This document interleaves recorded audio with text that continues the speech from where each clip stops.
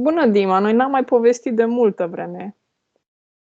Da. E sfârșitul lui octombrie când facem filmarea asta. Și dacă ți-aduce aminte, am filmat la un moment dat împreună, în care ai povestit despre cum a fost toată experiența din 2022. Și știi unde am rămas? La momentul în care voi ați ajuns în România, n-ai apucat să povestești experiența voastră din România. Mhm. Vrei să vorbești un pic cum a fost să ajungeți în România, tu și cu familia? Da, putem. Așa, noi, da, noi am vorbit România probabil de la întâlnirea noastră trecută. Wow. Da. Da, și probabil va fi puțin complicat pentru mine acum să reinstalez toate modulele, limbile în capul meu, dar da, probabil voi adapta foarte. Da, rapid, voi adapta rapid. Așa, am fost primul în România, am fost prima dată, probabil în 2019, și noi am tras granița cu Ucraina și România la bicicletă cu soara mea. Nu soara. Wow. Sora ta? Nu sora. Soacra? Uh, Soție? Nu, acum. Soția, da, o femeie cu care am copii, soția mea. Soția ta. Cu soția mea, da. Dar Și unde anume zis că ați trecut granița cu bicicleta? Da, cu bicicleta. Unde? Că sunt mai multe granițe în România. Mai ții minte care graniță? La sudul Ucrainei, este lângă Reni, este un oraș pe Dunărea, da? La Dunărea. Și acolo noi am mers de la Izmail la mașină și am tras granița la bicicletă. Da. Știi că se zice a trece granița cu bicicleta. Da. Da! Este incorect sau?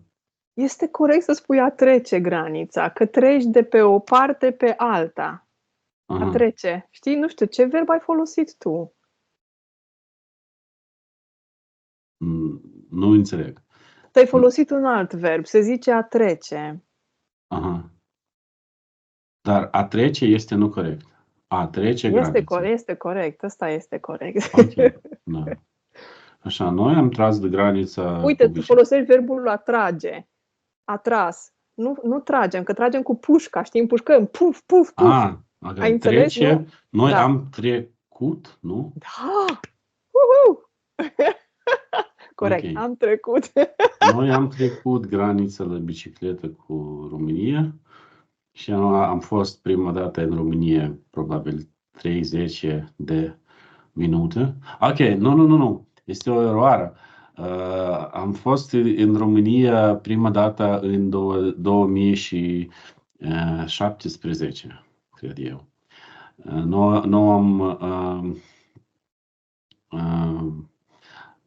Am fost la barcă și noi am mers de la Odessa până la Istanbul la barcă. Da, și noi am stat foarte mult în România, în primul port lângă Ucraina se numește Sulina, atunci Constanța și altele. A fost foarte interesantă. Traseul, drumul. Da, drumul. A fost drumul interesant, pentru că a fost România, Bulgaria, foarte minunat, simplu minunat. Cu barca. Cu barca pe apă. Cu barca pe apă, da. Foarte tare. Da. Și a doua dată a fost la bicicletă Și Cu bicicletă. cu bicicleta am trecut. Și a treia a fost când războiul a început și noi am trecut granița undeva în vestul Ucrainei.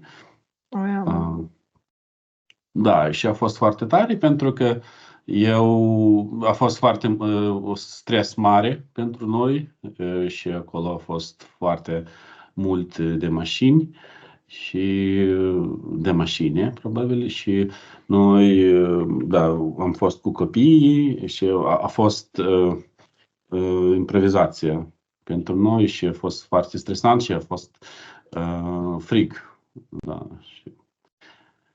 Da, și experiența a fost foarte, foarte bună pentru că românii au fost buni cu noi la graniță și când am fost graniță, am trecut granița și polițiștii au fost buni. Prima experiență cu ei a fost când noi am mers undeva în România, lângă graniță, dar eu cred că noi am mers la voi. Și ei au stăpat noi. Ei ne-au stăpat, nu? Ei ne-au oprit? Da, ei ne-au oprit. Și când ei au auzit că eu pot să vorbesc cu ei română, a fost mult mai bine în comunicație, dar nu cred că a fost română 100 de procente, dar a fost ceva asemănător, ceva care sună a românește. Da, românește, da. Dar când noi am fost în România, până la cazul acesta, eu vorbesc despre polițiști, a fost foarte bine. Îmi place România și oamenii sunt ca în Ucraina. Ca în Ucraina, absolut. Așa. În Polonia, pentru mine a fost mult mai rău. Așa, oamenii sunt mai mult orientate la vestul în comparație cu România. România are mult mai ceva de la sudul, cred eu. Da. Practic, tu vorbești, dacă e să concluzionezi ce spui tu, ați venit de 3 ori în România, prima dată cu barca, a doua oară cu bicicleta, a treia oară cu mașina. Da. O trebuie să încercați toate formele de transport. Și a treia oară, în schimb, ați venit la granița de nord-vest a României cu Ucraina. Ați venit prin Bucovina, practic. Nu, ba da. Nu prin Bucovina, ați venit prin Maramureș voi, că Bucovina e la nord-est. Bucovina înseamnă Suceava. Voi n-ați venit pe la Suceava, voi ați venit pe partea cealaltă, în vest, prin Maramureș. Și se numește... Dar Maramureș nu este Bucovina? Bucovina înseamnă Suceava. Bucovina, Cernăuț? Da. Suceava, da. Da, voi n-ați venit pe acolo, ci ați venit prin nord-vest. Cum se numește orașul ăsta din vestul Ucrainei, unde v-ați dus voi imediat din Kiev? Lviv, parcă îi zice? Da, Lviv. Și din Lviv ați coborât cu mașina și ați trecut Vama, deci granița de la nord-vest, unde e Maramureș, și ați venit în România. Și de acolo se numește Vama. Vama este granița dintre două țări. Eu știu, da. Vama este customs. În engleză. Da. Foarte bine. Vorbești foarte bine și înțelegi românește foarte bine. Asta e bine. Încă o chestie. Ai spus o ceva legat de polițiștii de la Vamă, că ei sunt de treabă, că sunt buni. Se poate folosi și adjectivul el este bun, în ideea de este un om bun care mă ajută, și poți să spui și că sunt de treabă. Au fost foarte de treabă, că te-au ajutat și au fost și puțin, poate, impresionați, plăcut, că tu vorbeai și limba română. Tu ai spus că poate nu vorbeai română 100%, dar a fost oricum ceva, o surpriză plăcută că vorbeai română, nu? Și de acolo, voi cu mașina ați ajuns în Moldova. Dar până acolo, cum a fost cazarea voastră? Primul contact cu România? Pentru că tu ai spus că ați avut contact cu două țări, cu România și cu Polonia în perioada respectivă. Și ai mai spus că ți-a plăcut mai mult în România pentru că oamenii sunt de treabă și oamenii din România sunt mai aproape de ucrainieni, sunt ca și ucrainieni, te simți ca acasă. Nu, probabil este pentru mine, pentru că am fost născut în sudul Ucrainei, lângă România, și teritoriul aceasta are foarte mult de aspecte istorice cu România și cu Moldova, și oameni sunt, probabil este oameni în Ismail care știu ce a fost, cum a fost să trăiască cu români în perioada interbelice. Așa, probabil dacă acesta nu este discutat cu oameni, dar este ceva, știu, la nivelul fluidilor, când este ca un print, da? Nu vorbește, dar este constant cu teritoriu și cu arhitectură și cu oameni, așa ceva.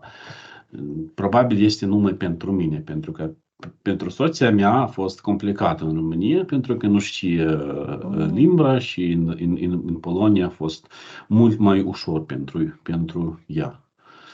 De ce a fost mai ușor în Polonia pentru ea? Pentru că limba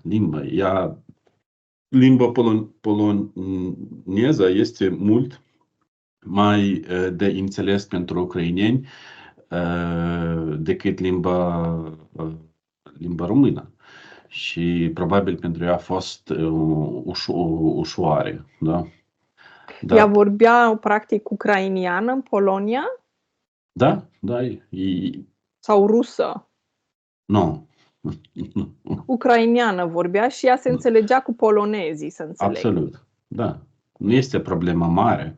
Da? Dacă vorbești încet și ei vorbesc încet, este probabil 70% de lexică care poți înțelege. Uite, am învățat ceva. Deci, practic, dacă ei vorbesc rar, adică un polonez vorbește cu un ucrainian în limba lui maternă și vorbesc rar, ca să se înțeleagă, se înțeleg. Foarte, foarte interesant. Să știi că am învățat ceva nou. Mulțumesc! Da, dar eu de asemenea pot să înțeleg limba poloneză, da. Dar încă o dată, probabil este și cu oameni de vestul Ucrainei și pentru mine nu este atât de ușor să găsesc common sense cu ei. Este o regiune diferită de sudul, de centrul, de asemenea. Și pentru mine sudul este mult mai de înțeles, da, în comparație cu vestul. Așa. Deoarece este probabil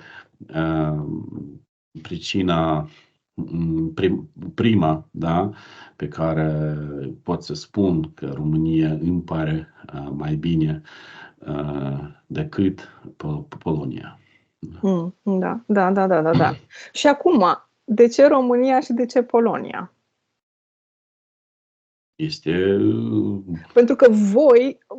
Pentru că sunt ucrainieni care în februarie 2022, când a început acest conflict politic, Ucraina-Rusia, mulți au ales diferite țări, adică sunt foarte mulți ucrainieni în Norvegia, de care știu, sunt mulți care s-au dus în America, sunt care s-au dus în multe alte țări.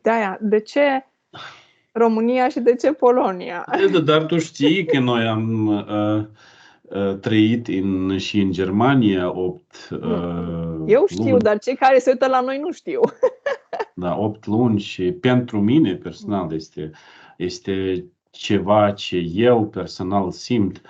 A fost, nu experiență prea bună și, de exemplu, eu cred că este politica Germaniei să iau mulți oameni de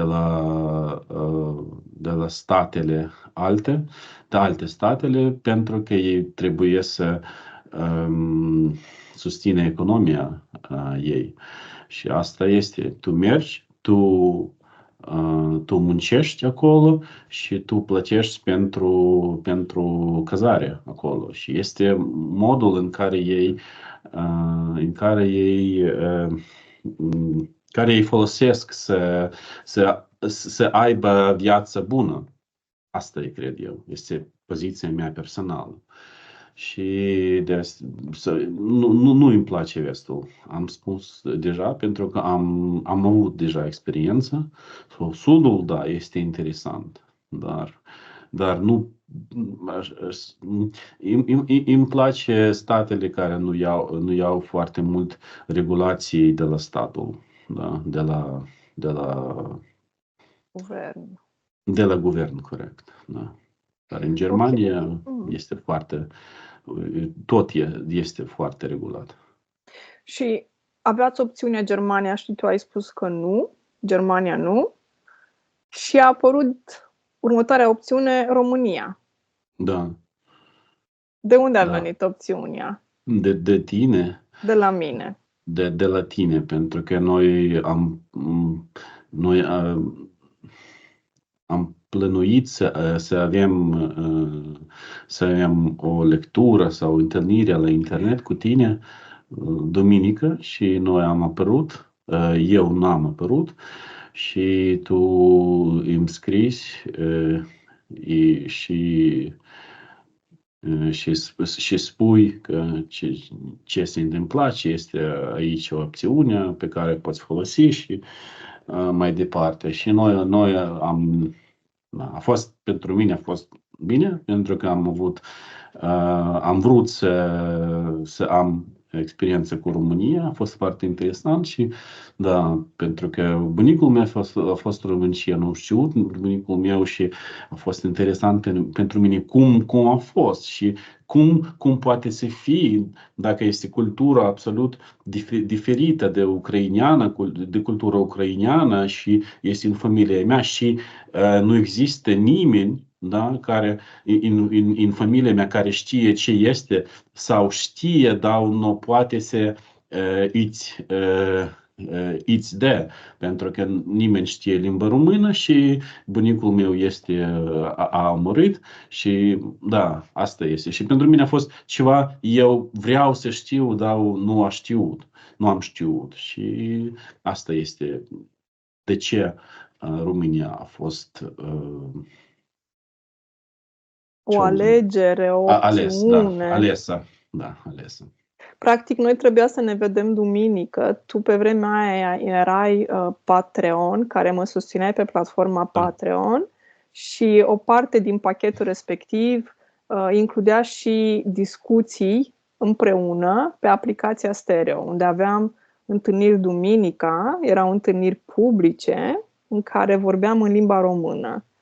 Și dintr-o dată tu nu ai mai apărut. Deși aveam înțelegere și pentru prima dată tu nu ai venit pe aplicație și am luat legătura cu tine, mi-ai spus că sunteți în Lviv, că situația nu e tocmai ok și am zis că aveți unde să mergeți și am zis că dacă nu aveți unde să mergeți, veniți în România. Eu nu eram în România, dar părinții mei erau în România. Și dacă este opțiune pentru voi, ajungeți și în România. Și așa ați ajuns voi în România, la invitația mea, și ați ajuns la mama și la tata. Dacă te gândești la experiența respectivă, pentru că, încă o chestie, voi ați stat puțin în România și o să vreau tu să spui de ce ați stat puțin în România, că n-ați stat mult, dar pe perioada cât ați stat în România, spune-mi câteva lucruri ca să înțeleagă oamenii cum a fost pentru tine și familia ta contactul cu cultura română, cu limba română, ce ți-a plăcut, ce nu ți-a plăcut, lucruri amuzante și pe final de ce a trebuit să plecați, că n-ați putut să stați mult. Așa, experiența asta a fost aparent cu românii când noi am trecut granița și tatăl meu a fost cu noi și el nu a avut pașaport internațional și trebuie să are documente în regulă, dar ca să are documentele acestea trebuie să stea la vama și pentru că noi am avut copii și a fost foarte dificil pentru noi să stăm în mașină, copiii trebuie să au locul să doarme și așa ceva. Noi am lăsat tatăl meu la vamă și am mers în locul unde ei îl duce. Și acolo noi nu am știut unde vom avea cazare și am mers de la statul acesta. A fost de la Sighetul Marmației. Nu. A fost Sighetul Marmației, este la La vamă, graniță. la graniță, dar satul se numește Șomcuta Mare. La Șomcuta Mare, corect. Da, și în Șomcuta Mare noi am uitat pe tatăl meu și el nu a fost la timp, da? La timp, in time, corect? La timp. La timp și noi am încercat să găsim unde stăm. Și noi am mers în satul lângă Șomcuta Mare și nu știu niciun hotel, numai casele și mergem la stângă pentru să iem acolo, să mergem înainte în satul, înainte în... La intrarea din sat sau înainte de sat? Nu, în satul, noi am fost în satul, noi am... La ieșire sau în sat? A fost satul. Noi am încercat să găsim un hotel. A fost nu am găsit un hotel. Și în satul următor. În satul următor, da, am vrut să iem înapoi la oraș, în Șomcuta Mare, da? Și, dar acolo sunt casele și nu există un loc unde poți să schimba direcția mașinii. Să întorci. Întorci, corect, da, să întorci. Și noi am luat la stânga și acolo a fost un bărbat și el a văzut noi, da, ne-a văzut. Da. Ne-a văzut și noi am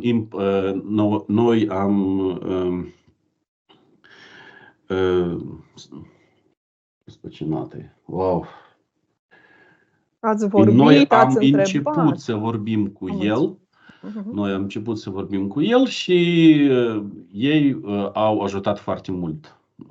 Ne-au ajutat foarte mult pe noi. Cum? El au dat hrană, i-au dat palinca, i-au dat de asemenea simplu că totul este ok. Noi am fost în stresul foarte mare și când noi am vorbit cu ei, mă simt foarte bine pentru că eu am înțeles că eu pot să calmez puțin pentru că există cineva cine poate să ne ajute puțin. Și acest bărbat a fost Sorin se numește, și eu sunt mulțumit pentru el și familia lui. Și după aceasta noi am întors la oraș. Am luat tatăl meu de la vamă, da? Este la ziua următoare. Asta a fost. Așa. Cu românii a fost mult like eu vorbesc română și engleză În România a fost ca în Ucraina. A fost foarte ca acasă pentru mine. Pentru mine a fost foarte Ce bine. ți-a plăcut cel mai mult? Ce am plăcut în România este, știi, este foarte calm. Așa. Este like minună. Câinele merg, pisicile merg, pasările Zboară! zboară, da. Totul a fost foarte bine pentru mine acolo și mi-a plăcut foarte mult. Mhm. Ai zis că ai avut contact cu palincă. Mhm. Aici, în Moldova, zicem țuică. Ți-a Nu, plăcut? palinca e diferită de suica. Ca și nume, ca și definiție. Noi nu folosim cuvântul palincă niciodată, doar acolo, în Maramureș, da. Dar aici Nu, niciodată. a fost suica, nu a fost palinca, a fost Ok. suica. Da, da. De prune, Suica. de obicei e de prune, cea Da, mai suica este de populară. prune, dar Da, da. palinca nu este de prune. Palinca e... Tu Stai să... ai avut un episod la Patreon despre țuică și palinca. Corect. M-am informat și e de fructe, cică, dar nu știu, sunt mai multe diferite. Mă uit acum și pe net. E de prune, dar se poate ca o concentrație să ajungă până la 24%, de exemplu. Mhm. Și se face tot așa, din prune.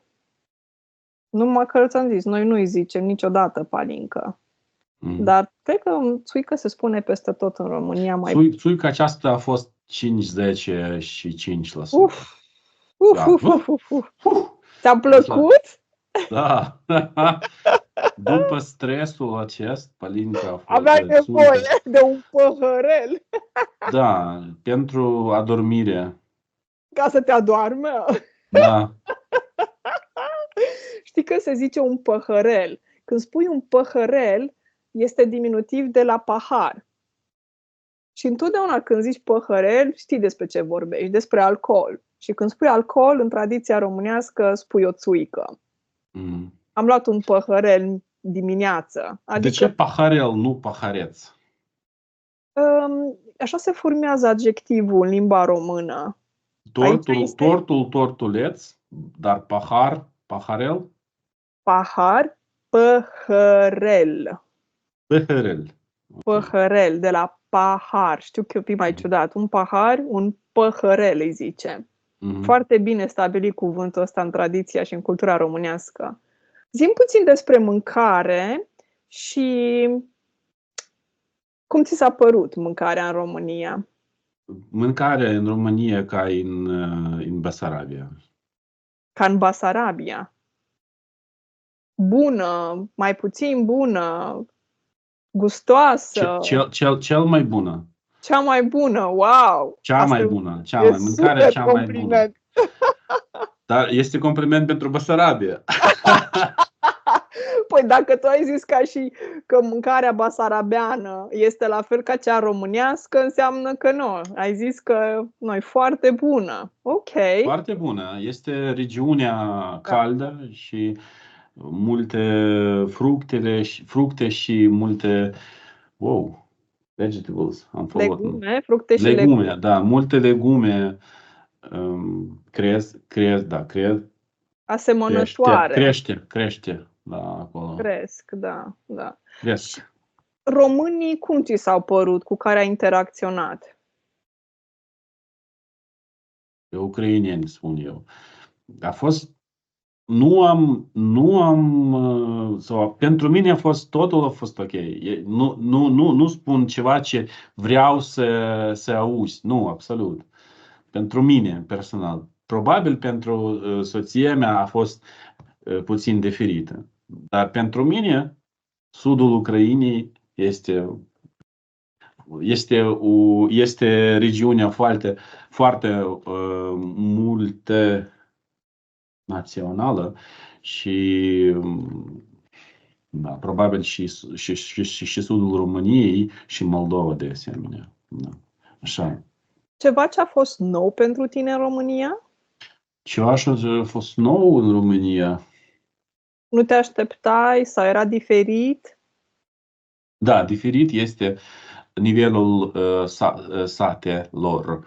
Nivelul satelor în România este mare decât în comparație cu nivelul viaței în satelor Ucraine. Dar diferența este cu stațiunile de gazolină. În Ucraina, stațiunile de gazolină, tu mergi cu mașina și Benzinării? Vorbești de benzinării, benzinării? da. Ok, ok. Benzinării sunt, au nivelul și da, mult mai jos în comparație cu în România. Da, așa. Nivelul vieții în România este mare în satul, dar în Ucraina mai jos. Dar cu stațiune, cu benzinerie este Exact opusul. Dar zi-mi puțin, opusul. ce vrei să spui că în România la sate nivelul e mai ridicat decât în Ucraina? Cum anume? Dă-mi un exemplu. Cum se gospodării sunt mult Avansate, nu. Dezvoltate, moderne, nu știu. mult ordonat, mai mult ordonat. Adică, Terenurile sunt delimitate, delimitate și îngrădite, ca au gard. Da, și gardurile sunt mai bine în România și când mergi, vezi așa, da, este ok. În Ucraina nu așa. În Ucraina oamenii nu au mult bani și este pricina prima de ce nu probabil fac ceva cu gardurile, cu casele și așa ceva. Și ce vreau să spun despre viață, am uitat. Clipa.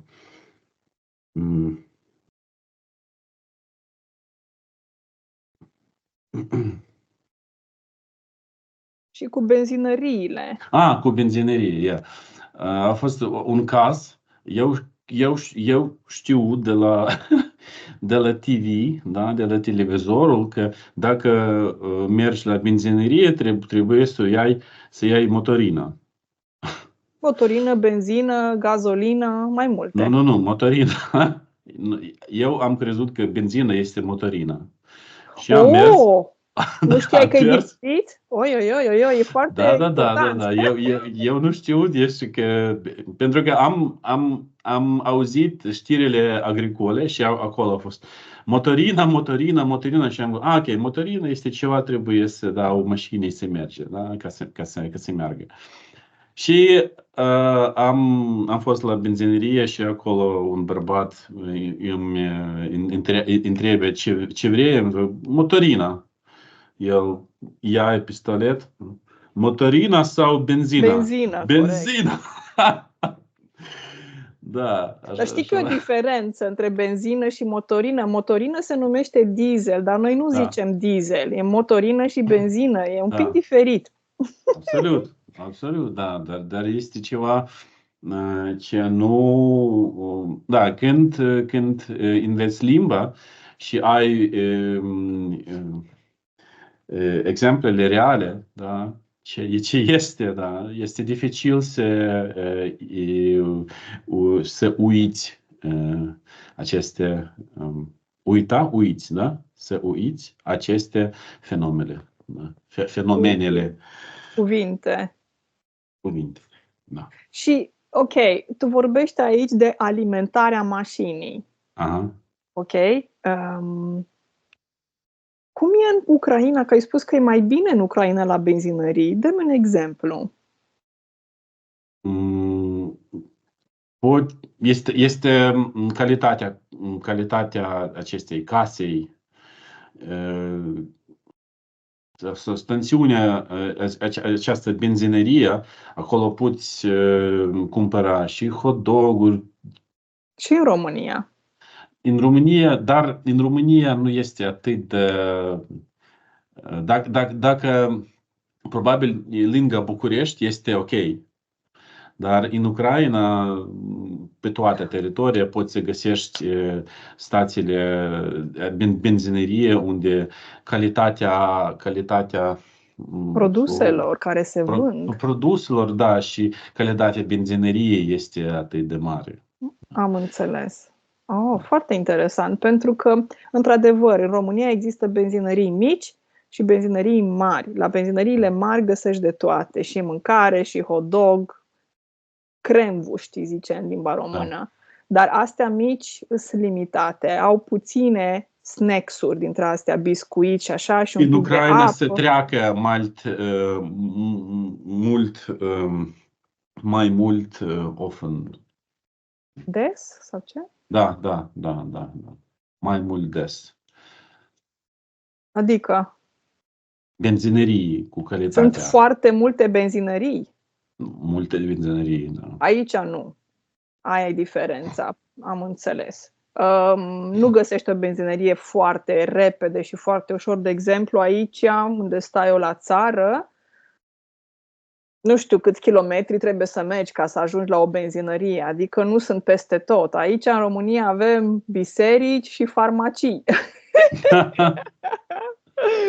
Nu atât de multe benzinării. Dar încă o chestie. Tu ai stat mai mult la țară în România. Ai fost la oraș, cred că ai fost la Baia Mare la un moment dat, nu? N-ai fost la mall la Baia Mare. La Baia Mare? E orașul de lângă, din Maramureș. Știu că ai fost la oraș.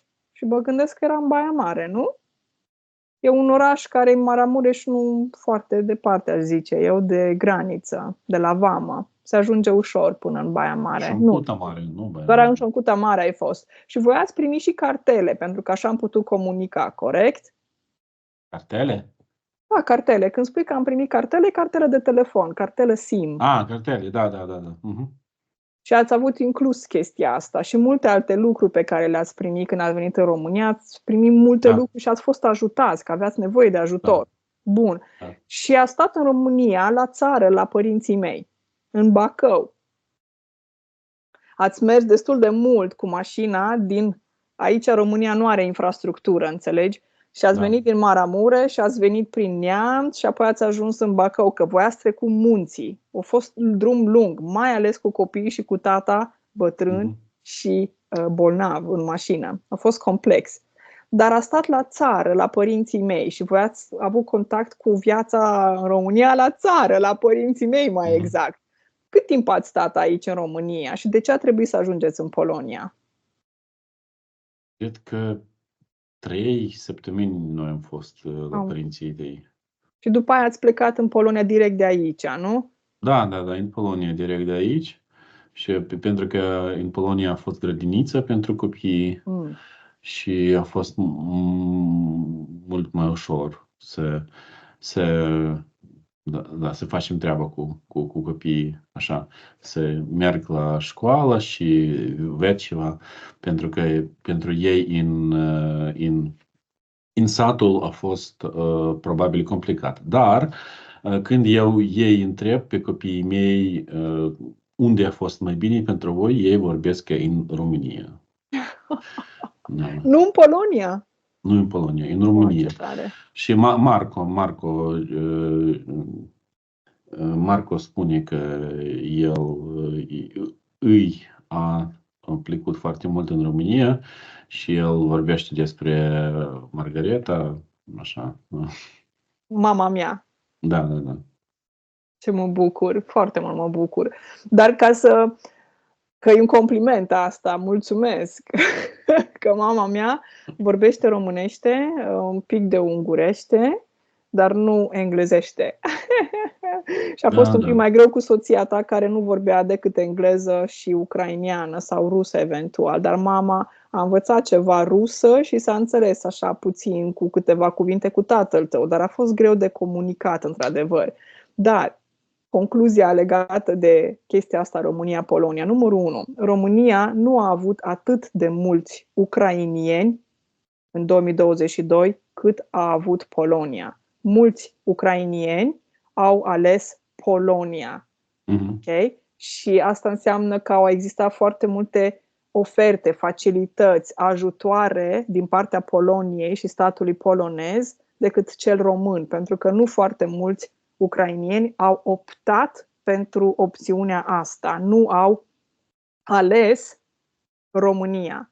Și voi cumva erați puțin izolați, fiind și la țară. Dacă erați, de exemplu, în Bacău, în oraș, sau în București, aveați mai multe opțiuni, pentru că voi, dacă vreți oraș și vreți oraș pentru copii, atunci interacționați cu alți ucrainieni și cu alți copii. De aceea, pentru voi a fost important, nu știu câte săptămâni, poate 3 săptămâni dacă a stat aici, după aia v-ați dus la prieteni și familie în Polonia. Pentru că foarte mulți din cei pe care voi îi știți, prieteni, rude, familie, s-au dus în Polonia. Și de aceea v-ați dus la familia voastră ucrainiană cumva în Polonia. Am zis eu corect? Da. Am înțeles. Și acolo copiii au început să meargă la școală, corect? Noi am avut posibilitatea pentru cel mai mare să meargă la școală începând de septembrie. Da, dar el a mers în școala online, în școala lui pe care el a mers în timp, da, acest. Dar Marco pot să merge și Lubomir, I guess. Și Lubomir, cred eu, pot să meargă la graniță. Și școala online a fost o școală în limba ucraineană organizată de statul din Ucraina sau polonez? Da, corect. De statul polonez. Nu. Este școală organizată de ucraineni de Ucraina. Este școală în care a mers. Ok. Bine. Dacă vrei să mai spui ceva legat de experiența cu România, atenție, voi ați stat la țară.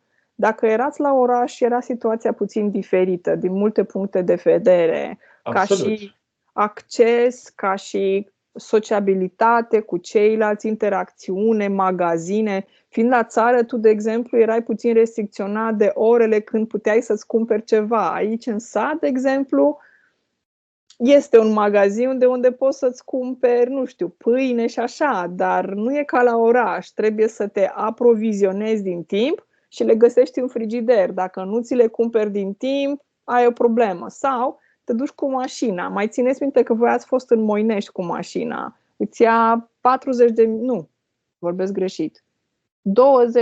20-30 de minute cu mașina până în Moinești, cel mai apropiat oraș. Da. Și noi am fi vrut să vă trimitem și în Piatra Neamț, de exemplu, sau în Bacău, dar au fost mult prea multe într-un timp foarte scurt. Problemă legată de limba română, în primul rând, și fiindcă tu vorbeai română și înțelegeai română, în schimb, familia ta nu. O altă chestiune era legată... Era stres și cu tatăl vostru, a fost stresant. Apoi erau și copiii, copiii știi cum sunt, vor interacțiune cu alți copii de vârsta lor. Apropo, ei au interacționat cu copii de vârsta lor aici, la țară. Nu?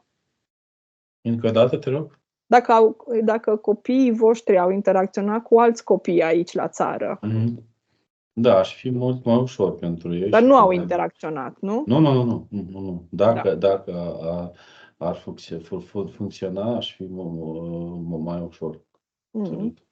Aș fi mai ușor. Și dar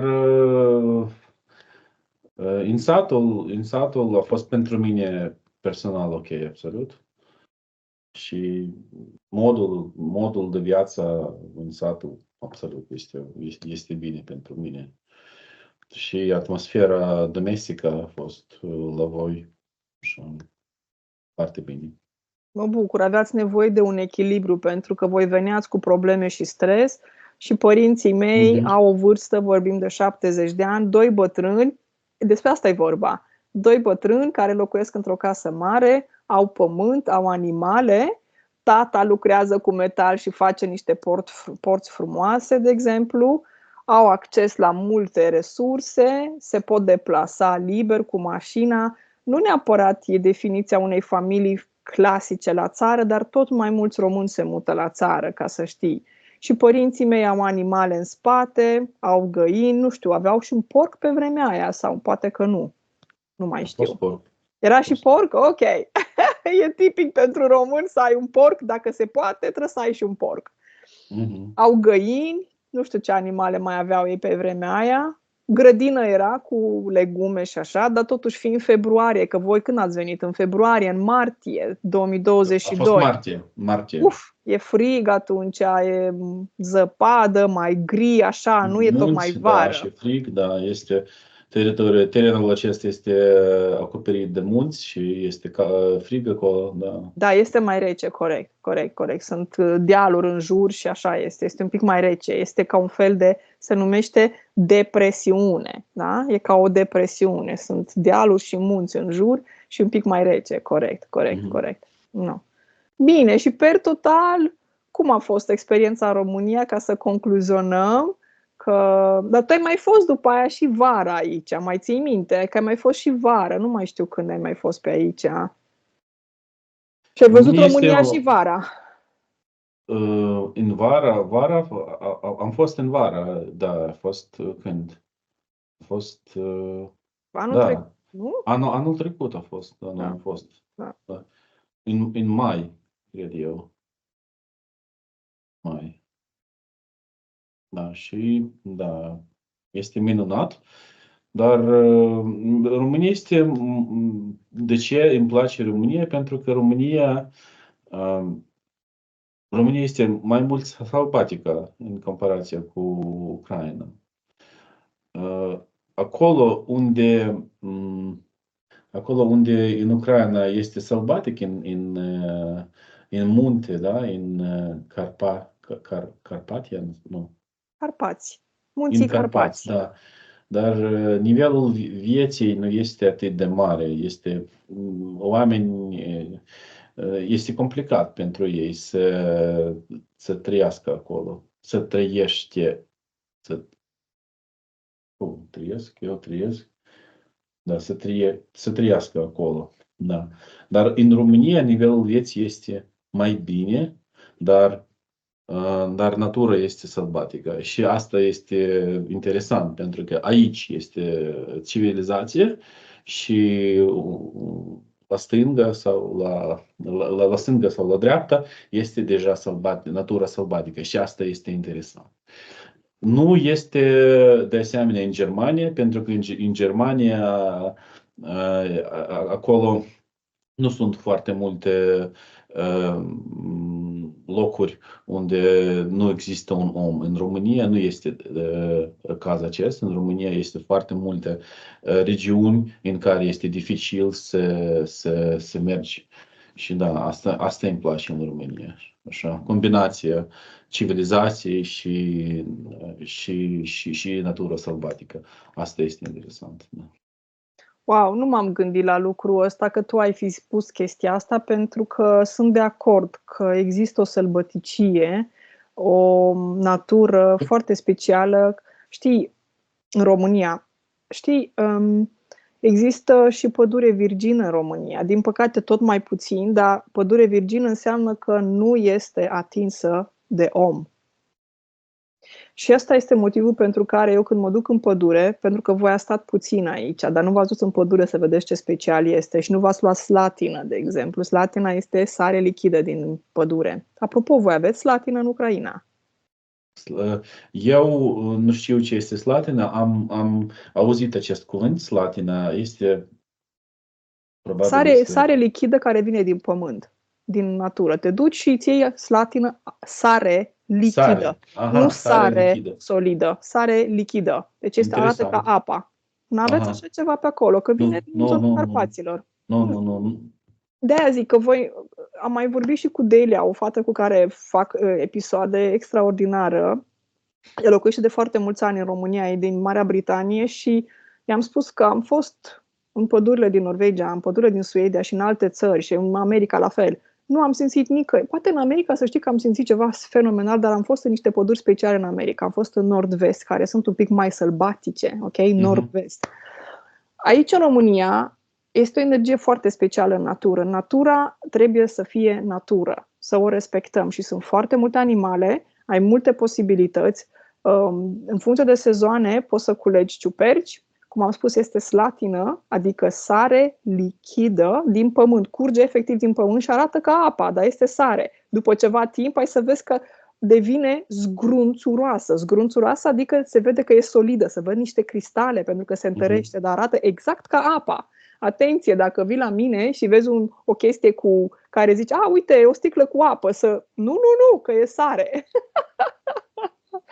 Și găsești lucrurile astea și voi ați fost aici, dar n-ați apucat să vedeți mai mult din ce se poate vedea prin zonă, înțelegi? Da. Și pădurea, dacă ai fi mers în pădure aici, ai fi zis, wow, este ceva foarte special. Dar, atenție, ca să te duci în pădure trebuie să ai grijă, fiindcă sunt foarte mulți urși în România.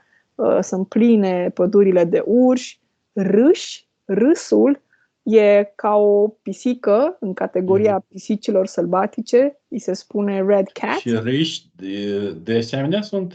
Da, cineva a spus că în zonă, la câțiva kilometri, a văzut și un râs și este și râs aici. Dar ce nu găsești? Oi, și lupe avem, și râși, și foarte multe vulpe. Aici, la poartă, a venit câteodată vulpea. Deci găsim de toate aici. Și e fenomenală natura, într-adevăr, de asta iubesc viața la țară. No. Bine, ultimele cuvinte pe final? Sau vrei să mai spui tu ceva înainte să încheiem? Am înțeles. Mergeți fiecare, dacă aveți posibilitatea, mergeți în România. Da. Super. Și în Ucraina vreau să ajung. Eu nu am ajuns niciodată, dar după ce se mai limpezesc lucrurile și se mai calmează situația, vreau să ajung și în Ucraina și o să ajung. Tu când vii prin România, dragă Dima? Vii? Da, când mai vii prin România? Nu știu. Vreau să merg vara următoare în România.